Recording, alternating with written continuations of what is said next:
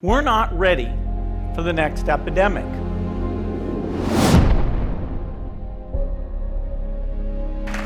When I was a kid, the disaster we worried about most was a nuclear war.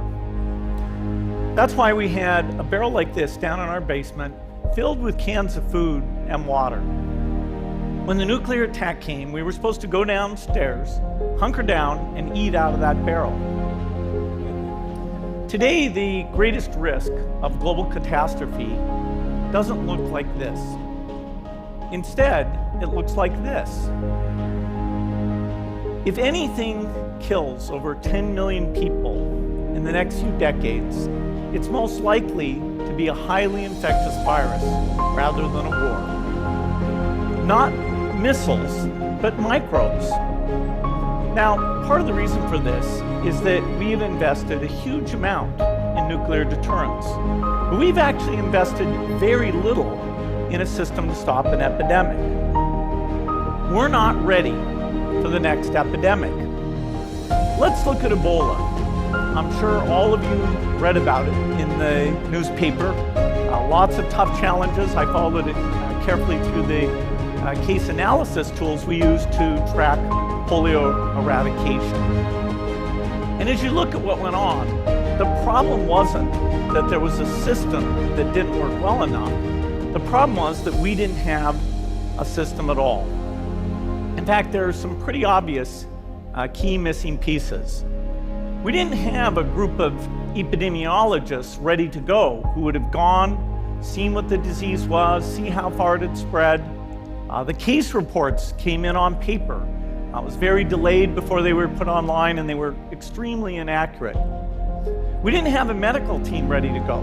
We didn't have a way of preparing people. Now, Médecins Sans Frontières did a great job orchestrating volunteers, but even so, we were far slower than we should have been getting the thousands of workers into these countries.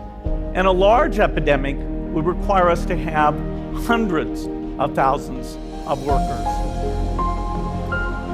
There was no one there to look at treatment approaches, no one to look at the diagnostics, no one to figure out what tools should be used. As an example, we could have taken the blood of survivors, processed it, and put that plasma back in people to protect them, but that was never tried. So there was a lot that was missing, and these things are really a global failure. The WHO is funded to monitor epidemics, but not to do these things I talked about. Now in the movies, it's quite different. There's a group of handsome epidemiologists ready to go. They move in, they save the day, but that's just pure Hollywood. The failure to prepare could allow the next epidemic to be dramatically more devastating than Ebola. Let's look at the progression of Ebola over this year. About 10,000 people died, and nearly all were in the 3 West African countries. There's 3 reasons why it didn't spread more. The first is there was a lot of heroic work by the health workers. They found the people and they prevented more infections. The second is the nature of the virus. Ebola does not spread through the air. And by the time you're contagious, most people are so sick that they're bedridden. Third, it didn't get into many urban areas, and that was just luck. If it had gotten into a lot more urban areas, the case numbers would have been much larger. So next time, we might not be so lucky.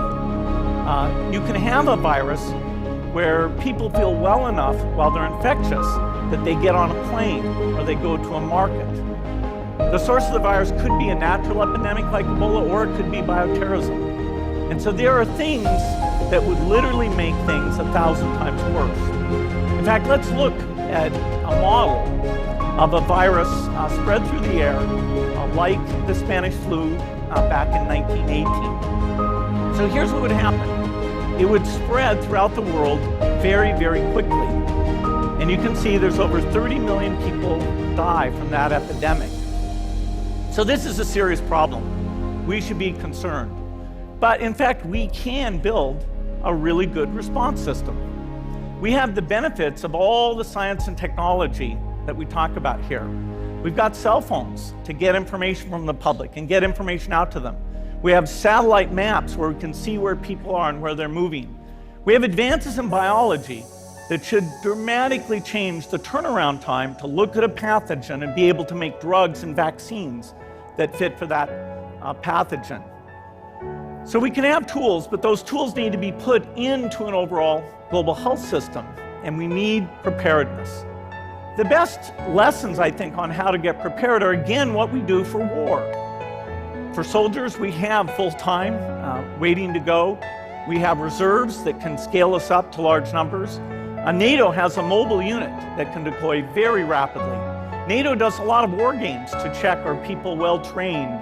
Do they understand about fuel and logistics and the same radio frequencies? So they are absolutely ready to go.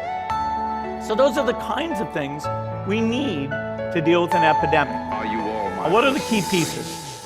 First is we need strong health systems in poor countries. That's where mothers can give birth safely, kids can get all their vaccines, but also where we'll see the outbreak very early on. We need a medical reserve corps.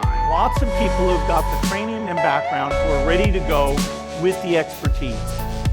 And then we need to pair those medical people with the military, taking advantage of the military's ability to move fast through logistics and secure areas. We need to do simulations, germ games, not war games, so that we see where the holes are. The last time a germ game was done in the United States was back in 2001, and it didn't go so well. So far, the score is germs 1, people 0. Finally, we need lots of advanced R&D in areas of vaccines and diagnostics. There are some big breakthroughs, like the adeno-associated virus, that could work very, very quickly. Now, I don't have an exact budget for what this would cost, but I'm quite sure it's very modest compared to the potential harm. The World Bank estimates that if we have a worldwide flu epidemic, global wealth will go down by over $3 trillion, and we'd have millions and millions of deaths. These investments offer significant benefits beyond just being ready for the epidemic. The primary health care, the R&D, those things would reduce global health equity and make the world more just as well as more safe. So I think this should absolutely be a priority. There's no need to panic. We don't have to hoard cans of spaghetti or go down into the basement. But we need to get going because time is not on our side. In fact, if there's one positive thing that can come out of the Ebola epidemic, it's that it can serve as an early warning, a wake-up call to get ready. If we start now, we can be ready for the next epidemic. Thank you.